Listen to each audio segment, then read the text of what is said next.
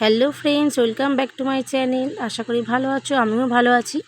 আজকে হচ্ছে মহা বিপত্তারিণী ব্রত। এটা হচ্ছে সোজা রথ থেকে উল্টো রথের মধ্যে যে শনি মঙ্গলবার পড়ে সেই দিন এই ব্রতটা পালন করা হয়। এই ব্রত পালনের জন্য আমি লাল সুতো আর দুর্ব ঘাস নিয়ে নিয়েছি। এটা 13টা করেই লাগবে, 13টা দুর্ব ঘাস আর 13টা লাল সুতো দিয়ে 13টা গিট দিয়ে তাগা বানাতে হবে। এই তাগাটাই হচ্ছে বিপত্তারিণীর মূল তাগা। এই তাগাটা শরীরের মধ্যে ধারণ করলে আমরা বিশ্বাস করি যে এটা ধারণ করলে মা বিপদ থেকে রক্ষা করবে আমাদেরকে।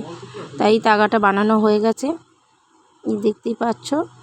আমাদের 4 জন বাড়িতে, 4 জনের জন্য বানিয়েছি, আর একটা এক্সট্রা বানিয়েছি। এটা হচ্ছে মাকে দিয়ে আসবো, মায়ের মন্দির পুজো দিয়ে মাকে উৎসর্গ করে একটা দিয়ে আসতে হয়, তাই ওটা বেশি করেছি একটা। আর এটা একটু বেশি হয়ে গেছে, সুতোটা রেখে দেবো। তারপর স্নান টান হয়ে গেছে, দেখো রেডি হচ্ছি, পুজো দিতে যাব। সেই জন্য বাড়ির সব কাজকর্ম করলাম। রাই সোনা রয়েছে, বাবান রয়েছে, ওদের খাবার জোগাড়টাও তো করতে হবে, তাই সব রেডি ফেডি করে তারপরে আমি নিজে এখন রেডি হচ্ছি। এখন হচ্ছে বেলা 12টা বাজে, অনেকটাই দেরি হয়ে গেল পুজো দিতে। বাড়ির সব কাজকর্ম না করে গেলে এসে আবার ধরো অসুবিধে হবে। আর যে প্রচণ্ড গরম, গরমের মধ্যে ভীষণই অস্থির লাগছে শরীরটা, প্রচণ্ড গরম। তোমরা ভালো মতো জানো বাইরে প্রচণ্ড রোদ্দুর, আর আজকে খুব গরমটাও দিয়েছে।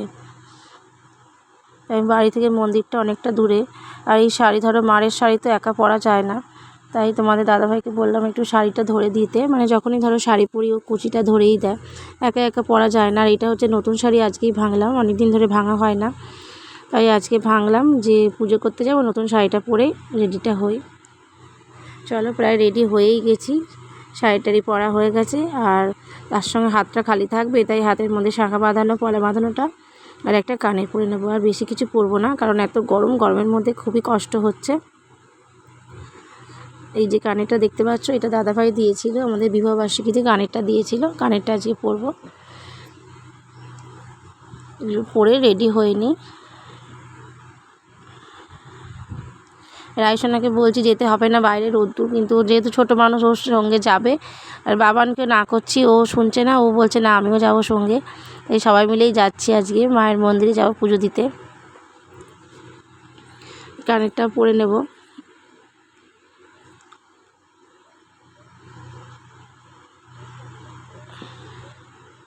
সোনা মাকেও রেডি করিয়ে দিয়েছি, ওকে দেখাচ্ছি, দাঁড়াও। এই যে আমি রেডি হয়ে গেছি, ফাইনালি যাচ্ছি পুজো দিতে। এই দেখো পুজো সব ডালায়ের মধ্যে রয়েছে, সাজিয়ে নিয়েছি। অনেকটা বেলা হয়ে গেল, বাইরে প্রচণ্ড রোদ্দুর, কিছু করার নেই, যেতে হবে আজকে বিপত্তারিণী পুজো। থাম্বনেল দিকে বুঝেই গেছো আগে, তাও একটু বলে দিলাম, আজকে বিপত্তারিণী পুজো। চলো মন্দিরে যাই, তারপর ওখানে গিয়ে তোমাদের সাথে কথা হচ্ছে। বাইরে ভীষণই রোদ্দুর, তাই ছাতাটা নেব ভাবলাম। ছাতাটা একটা ব্যাগে দাদাভাইকে বলে দিলাম নিতে, আমার হাতে নেওয়া হয়নি। খুবই রোদ্দুর, মানে পুরো ছাই হয়ে যাচ্ছি। সিঁড়ি দিয়ে এখন নামছি। আর এই মন্দিরে আমিও যাব, আর আমার যাও যাবো, যে দুজনেই বেরিয়ে পড়েছি। ও যাবে, আমার দেওর নিয়ে যাবে গাড়ি করে, আমি দাদাভাইয়ের গাড়ি করে যাব, দুজনে একসাথেই যাচ্ছি। এই যে বেরিয়ে পড়েছি, ওখানে দাঁড়িয়ে রয়েছে দাদাভাই, এই যে উঠেও পড়েছি আমি গাড়িতে, দেখতেই পাচ্ছ। আর এই যে মন্দিরে চলে এসেছি, দেখো মন্দিরে বসে আছে, হাতে ফুল নিয়ে অঞ্জলি দেবো। এই জন্য আগে প্রথম দিকে আসার পরে ভিডিওটা করা হয়নি। ভিডিওটা বাবানকে বলেছিলাম করতে, বাবান হচ্ছে ফোন দেখতে ব্যস্ত, বাচ্চা মানুষ, ও খেলা করছে, তাই পুরোটা তুলতে পারিনি। যতটুকু দেখাচ্ছে অতটুকুই তোমরা একটু কষ্ট করে দেখে নাও। এই যে মন্দিরে চলে এসেছি, সোনামাও আমাদের মতো হাতে ফুল নিয়ে অঞ্জলি করছিল, সেটা আর বাবান দেখাতে পারিনি। চলো তোমাদের মাকে একটু দর্শন করাবো। মায়ের মুখটা দেখলে মনের ভিতর একটা এমনই শান্তি আসে, সেটা বলে বোঝানো যাবে না। এটা হচ্ছে রাঙা ঠাকুরের মন্দির। এটা মানে যে মা রয়েছে, মা হচ্ছে রাঙা, গায়ের রঙটা হচ্ছে শ্যামা কালীর যেমন গায়ের রঙ হয় সেই রকম কালার, সেই জন্য এটা শ্যামা মা বলে মানে পরিচিত। খুবই জাগৃত এই মা। এই মন্দিরে হচ্ছে রায়সোনা যখন মুখে অন্নপ্রসাদ দিয়েছিলাম, তখন এই মন্দির থেকে দেওয়া হয়েছিল, মানে ভীষণই জাগৃত। দেখতে পাচ্ছ এই যে মাকে, বাবান ভালো করে দেখাতে পারছে না, দেখো সামনে থেকে খুব সুন্দর লাগছে মাকে, মানে ভীষণ শান্তি বলতে পারো। মন্দিরটা এতটাই ঠান্ডা, গেলে একটা মনে ভীষণই শান্তি আসে, খুব ভালো লাগে, মনে হয় যেন বসেই থাকি ওখানে সারাদিন। আমরা অঞ্জলি দেবো বলে এখানে বসে আছি। ঠাকুরমশাই পুজোর ডালা নিয়ে নিয়েছে, পুজো হচ্ছে। আর আমি সাইডে ধূপ মোমবাতি দেখানো হয়ে গেছে, ধূপ মোমবাতিটা দেখিয়ে দিয়েছি আগে।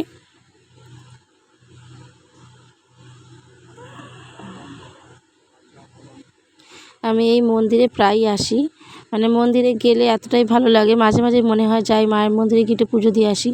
আর বিশাল বড় মন্দিরটা, আর আমাবস্যা পূর্ণিমাতে এখানে খুব জাগৃতভাবে পুজো হয়। হয়ে গেছে মন্দিরের মধ্যে রয়েছি।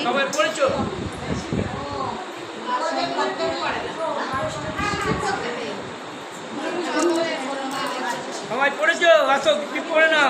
টিপ পড়ো তো।